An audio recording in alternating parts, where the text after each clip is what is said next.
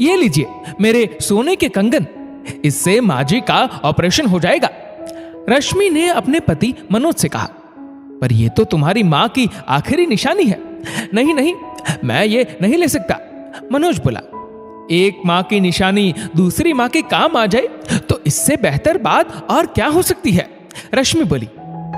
रश्मि की सास दमयंती जी की सीढ़ियों से पैर फिसलने के कारण पैर की हड्डी टूट गई थी।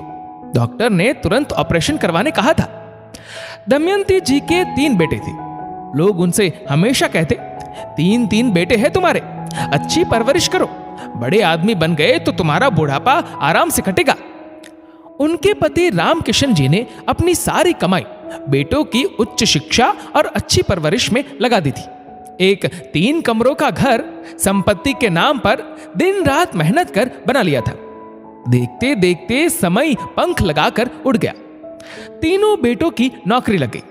नौकरी लगते ही दोनों बड़े बेटों की शादी भी धूमधाम से संपन्न हो गई। बड़े बेटे बहू घर में सामंजस्य नहीं बनने के कारण ऑफिस की दूरी का बहाना बनाकर घर से अलग हो गए। मझले बेटे की आमदनी अच्छी थी, लेकिन पत्नी ने उसे सलाह दी कि अलग रहेंगे तो बचत भी होगी, जिम्मेदारियों का बोझ भी कम होगा और हम अपने हिसाब से अपनी जिंदगी जी पाएंगे।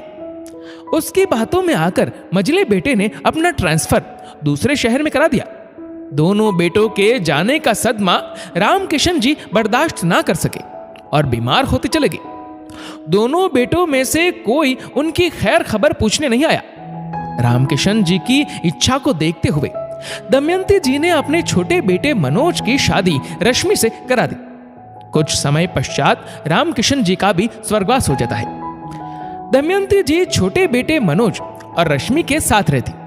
दोनों उनका बहुत ध्यान रखते थे। रश्मि एक बेटी की मां बन जाती है। दमयंती जी के सीढ़ियों से फिसलने पर ऑपरेशन करवाने के लिए मनोज ने दोनों बड़े भाइयों से मदद मांगी। घर की मरम्मत में भी मनोज ने अपनी काफी बचत लगाई थी। तब भी दोनों भाइयों में से किसी ने उसकी मदद नहीं की थी, इसलिए इस समय उसका हाथ थोड़ा तंग था। बड़ा भाई बोला, मां का ठीक से ध्यान भी नहीं रख सकते तुम। मेरे दोनों बच्चों के स्कूल के बहुत खर्चे लगे हैं, तुम लोगों ने ठीक तरह से ध्यान नहीं रखा, इसलिए इलाज भी तुम करवाओ। मनोज ने मझले भाई से फोन पर मदद मांगी। बड़े शहर में खर्चे भी बड़े होते हैं। 2 बेडरूम का नया फ्लैट लिया है, हर महीने उसकी किश्त भी देनी पड़ती है। मुझसे पैसों का इंतजाम नहीं हो पाएगा, मझला भाई बोला। अस्पताल के बिस्तर पर पड़ी दमयंती जी छोटे बेटे की बेबसी अच्छी तरह समझ रही थी। अपने दोनों बेटों के व्यवहार ने उन्हें अंदर तक झकझोर दिया था। खैर, रश्मि के कंगन बेचकर मनोज अपनी मां का सफलतापूर्वक ऑपरेशन करवा लेता है। रश्मि ने उनका बहुत ध्यान रखा, समय पर दवाई व खाने पीने का पूरा ध्यान रखती, धीरे धीरे सहारा देकर चलने में मदद करती। लगभग 6 महीनों की सेवा के बाद दमयंती जी ठीक हो गई। इस बीच दोनों बड़े बेटे उन्हें देखने तक नहीं आए। बरसात की एक रात मनोज का एक्सीडेंट हो जाता है। घटना स्थल पर ही उसकी मृत्यु हो जाती है। रश्मि की मानो पूरी दुनिया ही उजड़ गई। अपने बेटे की असमय मृत्यु और छोटी उम्र में अपनी बहू को विधवा देखना दमयंती जी के लिए किसी वज्रपात से कम नहीं था। सारे रिश्तेदारों के जाने के बाद बड़ा बेटा मां से कहता है, मनोज तो अब रहा नहीं, रश्मि भाभी तो बच्ची के साथ अब मायके चली जाएगी, इसलिए घर और बाकी चीजों का बंटवारा हो जाता तो ठीक रहता। मझला बेटा बोला, मां मनोज की सरकारी नौकरी थी, रश्मि भाभी तो नौकरी, घर, बच्ची सब संभाल नहीं पाएगी। मेरी तो प्राइवेट नौकरी है, आज है कल नहीं वाली स्थिति है, इसलिए अनुकंपा नियुक्ति में मेरा नाम करा दे, मैं आप सबका पूरा ध्यान रखूंगा।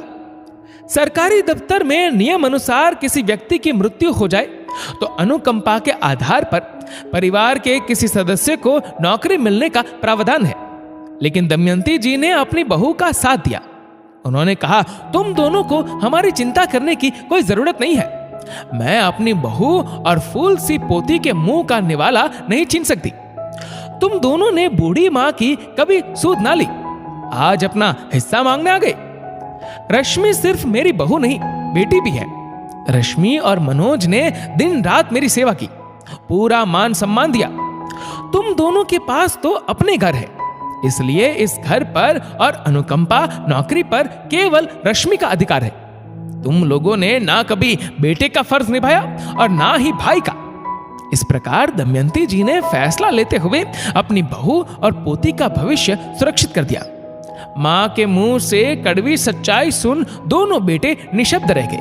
दोस्तों, इस वीडियो को लेकर आपकी क्या राय है, नीचे कमेंट करके जरूर बताएगा। और अगर आपको वीडियो अच्छा लगा हो तो इस वीडियो को लाइक करेगा, शेयर करेगा ज्यादा से ज्यादा लोगों तक। और ऐसे ही और भी इंस्पिरेशनल वीडियोस के लिए सब्सक्राइब करें हमारे यूट्यूब चैनल को और फेसबुक पर फॉलो करें हमारे पेज को। धन्यवाद।